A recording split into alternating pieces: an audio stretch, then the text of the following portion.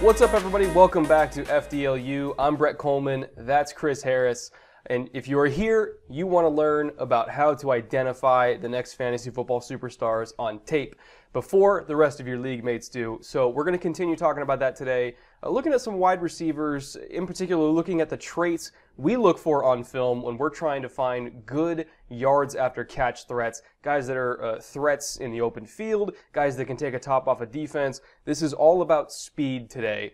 So let's kick it off with somebody who maybe isn't a burner on paper, but is one of the best yards after catch threats in the whole league, and that's Jarvis Landry. Chris, why don't you start us off with what you like about him?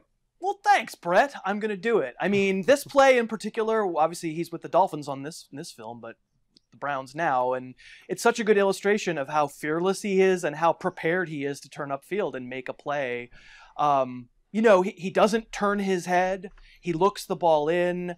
I don't know if he knows that somebody's there or not. It turns out not, so he has space to turn it up. But that's courageous, because I don't think you always know whether you're going to take a big hit. So part of why Jarvis Landry has great hands. But for me, maybe it's even more about how he's not powering down. He's ready to make a move. There's a reason Jarvis Landry is a YAC maniac, and it's because he doesn't really power down. He doesn't pitter-patter his feet here, even when he might take a hit. He's essentially keeping himself alive in case he doesn't take a big hit.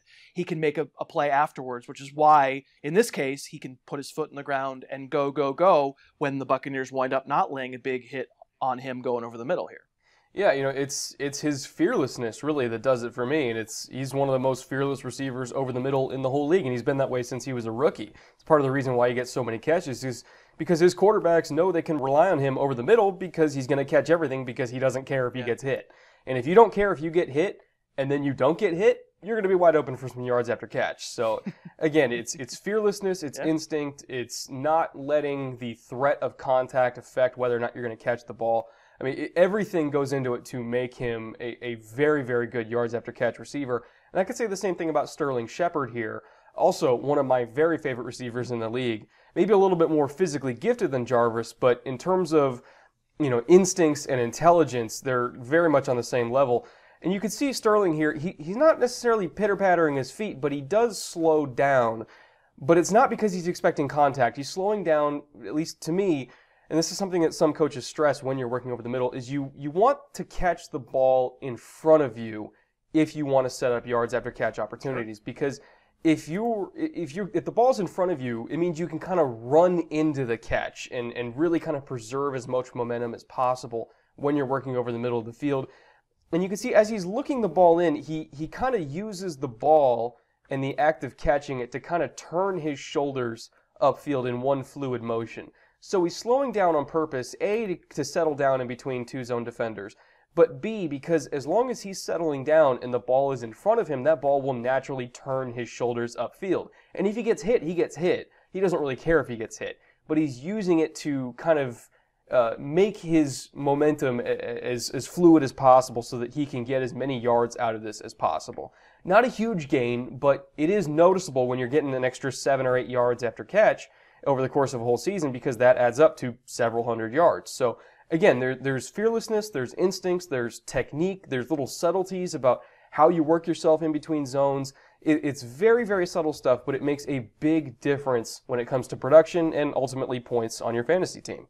I think the key is both of these catches, one fluid motion. These are players who are ready to make a big play for you, even if the pass is short. And nobody's breaking any news to say that Jarvis Landry is really going to get a good source of yards, or that Sterling Shepard is talented and could. We're looking, like you said, the next guy. I mean, you phrased it perfectly off the top of the show. We're looking so that when folks are watching on Sunday, pay attention to this. Do they get themselves in position like this to turn it upfield and make a play? Both guys do it spectacularly well, and we'll show you a couple examples of guys who maybe didn't do it quite as well. Not bashing these players necessarily, but just saying if you see a dude that you own or you're thinking of maybe drafting doing this, this is the inverse. This is not as good. This is Corey Coleman, the recently traded Corey Coleman, who's now with Buffalo. Obviously here he's with Cleveland. I mean, he drops it, and that's bad enough. I'm not showing a lot of courage here, I would say, going over the middle. Sort of the obvious. He's turning his head before the ball ever arrives and he's sort of also in like mid-hop. As he's catching it, I think he's ready to take a hit, essentially, to maybe potentially turtle. He's worried about what's coming. And my point about this play would be, even if there isn't someone there to drill him, the way there winds up not being with the Jarvis Landry catch, is he going to smoothly do anything? I'm actually asking you, not rhetorically, Brett. Is he smoothly, Corey Coleman, ready to do anything here? When I see Coleman or any other player making a play like this, I go, okay, well, I'm less likely to get a big yardage day out of him because of it.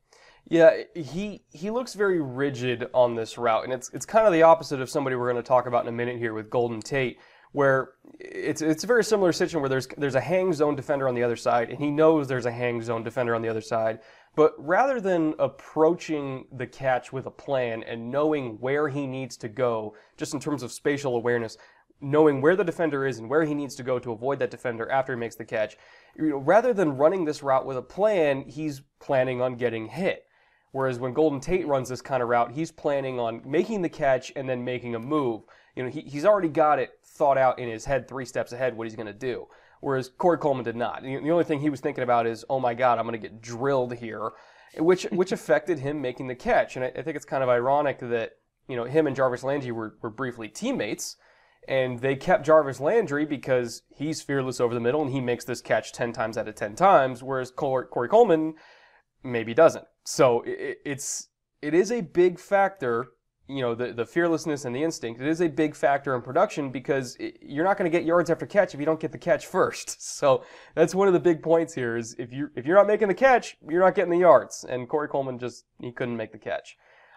Similar kind of thing here with Devin Funchess. Not quite the same because he does make the catch. And I don't necessarily think that Devin Funchess has a problem with working over the middle in terms of, fearlessness or anything like that. But in terms of spatial awareness, again, something we were talking about with Golden Tate, he doesn't have the best spatial awareness. So this is 3rd and 4 here. And as he's making this catch, at least to me, as he's turning upfield, you can see him kind of pitter-patter his feet. He's putting 2 hands on the ball. He's lowering his shoulder. He's looking like he's trying to force himself across the sticks and move the chains and stuff like that. But to me, it shows a lack of awareness because it's like, dude, you already moved the chains as soon as you made the catch. You're running a 5-yard route on 3rd and 4. As soon as you catch the ball, guess what? You got a first down. Everything else after that's gravy. And I feel like he kind of lost track of that. He lost track of where he was on the field, and he didn't realize that he could have very easily bubbled this catch out and gotten an extra, probably 4 or 5 yards on top of this. Again, it's something that guys like Golden Tate with actual spatial awareness will do. Like, they understand when they have to be conservative, when they have to be aggressive to kind of get the extra yards on top. And Funchess, for whatever reason, just had no idea where he was on the field, and it unfortunately adversely impacted his production. Right. Extremely well said. I agree. And I would like the viewers of this video to think of themselves as scouts when they're watching just regular football games on Thursday, Sunday, Monday, whenever. And if you're seeing a player do this, turtling when they don't need to turtle, kind of not noticing that they could bounce it outside to the right there and make another play, not going to call it the biggest sin, not going to say, oh, Devin Funchess, you're now not draftable or anything like that. It's much more, what kind of sense do they have, and does that add to your notion that they can be a big YAC guy, a quickness guy? I mean, Funchess isn't going to ever be quick, but there have been big players who didn't necessarily have lateral agility, who still were big YAC players because they had the kinds of instincts that you're talking about and that aren't on display in this particular play. You've mentioned Golden Tate a couple of times. This is a slightly different topic in my mind. This is a little bit more about post-catch adjustment and post-catch quickness. And for me, against the Browns here from last season, it's that first step where Golden Tate is going to give a little to get more. He's actually going to go backwards. And, this winds up being a huge play, and it's part of why Golden Tate is a YAC monster. That quickness is phenomenal. It's that thing that you talk about with stop foot, go foot, where all of a sudden he can put one foot in the ground and then change directions and be going backwards. But it's almost, again, the inverse of what we just saw with Coleman, where he can actually turn it into a positive by giving a couple of yards in the negative. He senses that something's coming and avoids it, and this again, Golden Tate, not a huge news story. He's a quick player who makes plays. But if you see your guy going over the middle, your new player, your rookie, your player who's never gotten playing time before, and kind of having that spatial awareness to know that he could give ground to get ground, you might be onto something. Yeah, it's running routes with a plan. And, he's one of the best at it in the league is having a plan every time he makes a catch. And I think a similar guy to his skill set, again, maybe not the most phenomenally athletically gifted player, at least in terms of, deep speed and size and physicality, but nobody's going to ever tell you that Keenan Allen isn't one of the quickest and most instinctive receivers in the league. He is phenomenal after the catch. And one of the things that I look for, similar with guys like Golden Tate or Jarvis Landry, is when you have the ball in your hands, can you turn into a running back? And Keenan Allen is one of the best at turning into the running back after he gets the ball. Yeah. And again, it's stop foot, go foot. He's breaking like 4 different sets of ankles on this play because he's able to kind of really dig that shoulder in and kind of sell he's going upfield, plant that leg, and then cut off of it, accelerate off that go foot. I mean, these are running back cuts. He's not just running in a straight line. He doesn't have any blockers out in front of him. Like, all of these yards after catch were earned because of his yards after catch skills. It's 1, 2, 3, 4, 5 guys he beat. And it's the difference between like a 17-yard catch and you say, okay, that looks good in the box score, and like a 40-yard touchdown, which is like, oh, okay, that won me my league this week. So again, he's a special player, not because he's the most athletically gifted, but because he has the right athletic traits and the right instincts to make use of those traits. A phenomenal, phenomenal receiver, and that's what we're looking for in all these other young guns in the league. Yeah, the thing about this play, he must feel that second defensive back, the number 38 of the Cowboys there. He must either hear him, I don't think he hears him, it's an NFL stadium, but rather than continue the way he was running, sort of the sweeping arc to the outside, kind of either instinctively or he saw him or he heard him or whatever, turning it up sharply, and just watch number 38 there, the poor Cowboy defender, fall like a rag doll. And for me, there's a lot to love here. There's a lot to love about the open field running. No question about it. You make good points. For me, that immediate post-catch adjustment, there just aren't a ton of players who would make that cut right after catching it like that. Boom. Like, does he see him? Like, I don't even know, but it's a pretty great play. And again, Keenan Allen, I know he's good, but that's how I scout. That's how I'm looking for receivers after the catch. If somebody's making an instinctive cut like that makes a defensive back ragdoll like that, that's pretty good. Quick break to thank Lisa for sponsoring Film Don't Lie University today. If you haven't been sleeping great, or maybe waking up stiff and sore might be your mattress, and if you've been thinking about getting a new one, I can personally vouch Lisa's mattresses are great. I've been sleeping on one for a couple of years. I absolutely love it. It was delivered direct to my door. Now, Lisa knows that not every mattress is for every person. That's why they give you 100 risk-free nights to sleep on your new mattress and decide if you like it. That's time that a traditional retail mattress store is not going to give you. They donate a bed to a shelter for every 10 they sell. They plant a tree for every mattress they sell. And right now, we can get you $160 off your new Lisa. Click the link below me in the show notes. It's lisa.com/FDLU for Film Don't Lie University. Thank you very much, Lisa, for sponsoring. I really love mine. I think you'll like yours as well. Let's get back to the film. Okay, let's get back into it, and let's talk about speed. And speed is something that is kind of, you know it when you see it, or I guess, is it? I think sometimes we get sold players as burners who aren't really burners. They're just in the box score looking like they've got a big, long play, and so people just go, well, he must be really fast. Let's show you just a couple of people who are actually really fast, and how, when you're watching on Sunday, you know you're watching a player who has just a completely separate gear. Start with, I think, the player that Brett and I agree is the fastest in the NFL right now, Tyreek Hill. This plays from a couple of years ago. This is against the Saints. It's a great example of a guy who can just burn. The defensive players also on the dead run here. The fact that Hill makes the play, the ball skills are amazing. Amazing catch. I think everybody knows what amazing looks like how did he pluck that out of the air? That's ridiculous hand-eye coordination. But to me, the extra gear there, when he gets to the defender and sort of can just make a player who's on the dead run look silly by going not just through them, but around them, that's how I know I'm looking at a truly fast player as opposed to a box score fast player. Yeah, I mean, this corner is lined up, 8 yards off, which is already an extra yard of cushion than you normally give. And he starts slipping his hips when Tyreek's about 5 yards away from him. I mean, that is fear right there. That is pure fear. And even though he's giving him extra cushion and he's flipping early and he's running early, he's doing everything he can to stop the 9 route, Tyreek still blows right by him. I mean, that is incredible to have that kind of speed where the corner is doing everything in his physical power to stop you from doing something, and you still do it anyway, almost effortlessly. I mean, he is unique for a reason, because there's very, very few people in the league that can do this. There's very few people have that kind of speed. And one of the only other ones that does, again, is a kind of rising star in the league, and somebody that, you know, we look for here on FDLU, those guys that maybe go to a new team and you know what kind of skill set they have and you want to see if they can take advantage of it. You know, these are the guys we try to identify, and that's Marquise Goodwin. And this was a great ball from Brian Hoyer here, one of the few good balls he actually threw last season. And it kind of shows what watching tape can do, because Goodwin, I think, was a better receiver than his production in Buffalo. And if you watched him on tape, you would see that, but he just never really had anything around him to take advantage of it. And on this play, the Niners do. So you can see him split the double team here. I mean, the Colts know that he's fast. The Colts know he has 4.2 speed. They know they need to bracket him deep, and he doesn't care.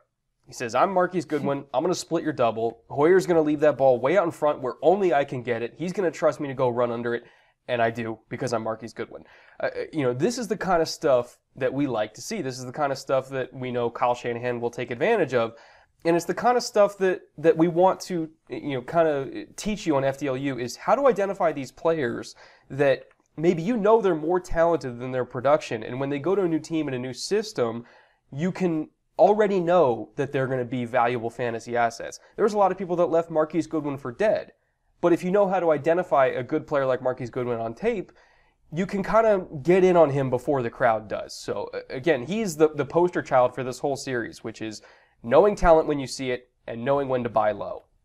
Yeah, my only comment here is there's fast and there's fast. You know, how does the viewer on Sunday realize that that a player is really fast? For me, it's those last several steps. Honestly, on the 9 route, on the deep ball, make a habit of just watching how much separation the receiver gets on those last 4, 5, 6 strides.